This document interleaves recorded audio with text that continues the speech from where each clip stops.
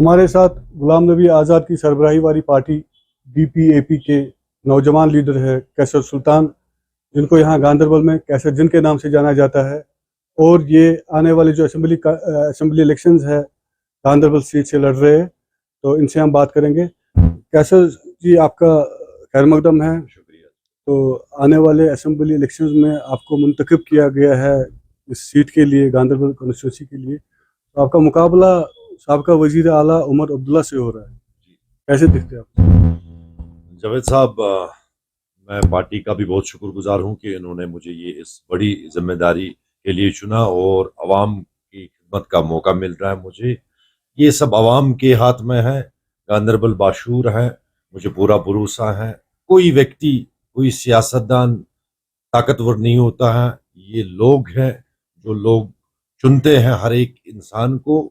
तो मुझे लगता है ये सब गांदरबल की आवाम पे जिम्मेदारी है कि वो किसको आगे लाते हैं। हमने जो मुशाहिदा किया, यहाँ पे लोगों की जो डिमांड रही है यहाँ पे कि यहाँ की कोई लोकल कैंडिडेट होना चाहिए। अगर लोकल कैंडिडेट की बात करें, आपको लगता है ये कि बदलाव है? बदलाव पहले 2002 में भी आया था, लोकल कैंडिडेट थे हमारे मरहूम काजी मोहम्मद अफजल साहब।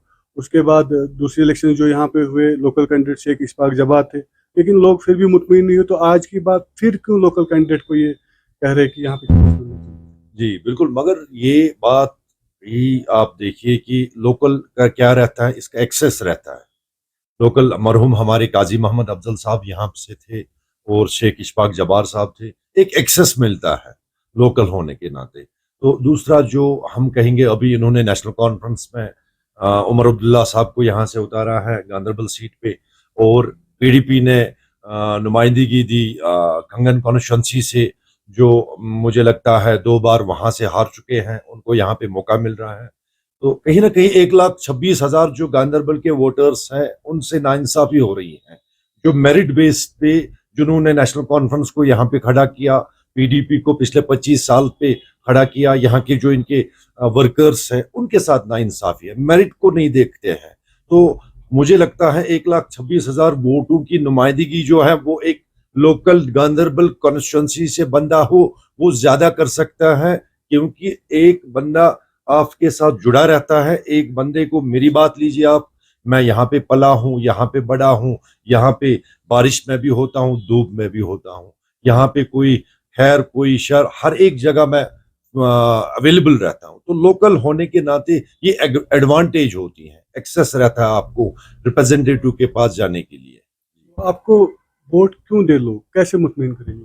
बिल्कुल जनाब, मैं आपको ये बात वाजिया करता हूँ कि और मेरी जो अवाम है, गांदरबल की जो बाशूर अवाम है, हमें बदलाव की जरूरत है। जो हाल ही में हमने लोकसभा के इलेक्शंस देखे, बारामूला से जो इलेक्शंस हुए, उसमें भी आपने देखा कि लोग बदलाव चाहते हैं।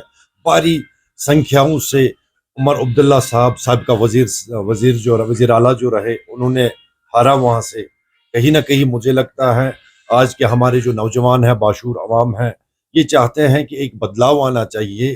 50 साल हमने रिवायती सियासत देखी, 50 साल हमने एक खानदानी राज देखा, उसमें बढ़ चढ़ के हिस्सा लिया था गांदरबल के बाशूर अवाम ने, जिन्होंने बुनियाद रखी यहाँ पे नेशनल कॉन्फ्रेंस की, जिन्होंने बुनियाद रखी इस तंजीम की, और उसके बाद PDP को भी बहुत अच्छा मौका मिला। और आज का मुझे लग रहा है कि मैं एक यहाँ का मुकामी नुमाइंदा हूँ, as compare to National Conference सोनवार से आ रहा है और PDP कंगन से कैंडिडेट ला रहा है।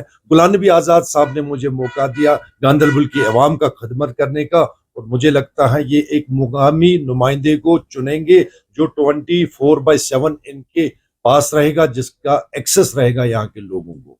अगर हम बात करें कंटेस्टेंट्स की, जो भी किसी भी पॉलिटिकल पार्टी का कंटेस्टेंट है, उनके जो सरबराह है वो उनके लिए कैंपेनिंग कर रहे हैं अभी, लेकिन आपके जो सरबराह है गुलाम नबी आज़ाद साहब, वो अभी कैंपेनिंग नहीं कर रहे। आपको लगता है कि आपको तनो तनहा छोड़ दिया गया है, तो सरबराह जो है वो कैंपेनिंग के लिए नहीं आ रहे? नहीं, ऐसी बात नहीं है। उन्होंने आज तक जितना भी उनका सियासी सफर रहा है, हमारे चेयरमैन साहब का, जनाब गुलाम नबी आज़ाद साहब का, बहुत ही कदावर लीडर पूरे हिंदुस्तान में माने जाते हैं। उन्होंने कभी, हर एक वक्त वो फ्रंट रनर रहे हैं हर एक मैदान में।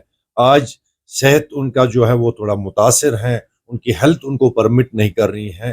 बाज़ाब्ता तौर पे हम कांटेक्ट में हैं, लीडरशिप हमारे साथ में है इंशाल्लाह। कल ही स्टेटमेंट भी जारी हुआ था, हमारे जो हैं कायद गुलाम नबी आज़ाद साहब कैंपेन रिज्यूम करेंगे इंशाल्लाह आने वाले कुछ दिनों में, और गांधरबल के अवाम के सामने भी वो देखने को मिलेंगे। आपका कंटेस्ट कद्दावर लीडरों के साथ है, उमर अब्दुल्ला के साथ है। पीडीपी ने अभी हाल ही में बशीर मीर को यहाँ से मुंतखब किया है, तो आप अपना स्टेटस जो है कैसे देख रहे हैं? ये कदावर है, नाम से इनको एक सियासी आशीर्वाद है, बड़े साम्राज्य बना के रखे हैं, उनकी एक पेट्रोनेज आज तक रही है सियासत की। बाकी उमर साहब को खुद ऑन मेरिट मैं कहूँगा, खुद उनकी कोई कमाई नहीं है सियासत में, तो लोगों ने रिजेक्ट किया है उनको। हाल ही जो इलेक्शंस हुए हमारे लोकसभा के बारामूला नॉर्थ कश्मीर से, वो बड़ी संख्या से हार चुके हैं, और जो हमारे पीडीपी के जो यहाँ पे कैंडिडेट हैं वो भी अपने लोगों ने कहीं ना कहीं उनको भी रिजेक्ट किया है। ये सारा जो है मैं समझता हूँ लोगों पे दरमुदार हैं, लोगों पे डिपेंड करता है कि वो किसको इस जिम्मेदारी के लिए खड़ा करते हैं। और मुझे पूरी उम्मीद है इंशाल्लाह यहाँ पे आने वाला जो असम्बली इंतखाबात हैं, जिसके लिए मैं एक कैंडिडेट नामजद हुआ हूँ, कल मुझे फॉर्म भरना है। मुझे पूरी उम्मीद है लोग यहाँ के बाशूर अवाम एक नौजवान को, एक आम घराने से ताल्लुक रखने वाले लड़के को मौका देंगे। शुक्रिया। बहरहाल इनका कहना है कि लोगों का फैसला है, लोग फैसला करेंगे कि इसको मुंतखब करते हैं यहाँ पे, और लोगों का फैसला भी इलेक्शंस के बाद जब काउंटिंग होगी उसके बाद जल्द आएगा, और फिर देखा जाएगा कि यहाँ पे लोगों ने किसको चुना है। Javed Bhatt, news 18 JKLH, Ganderbal.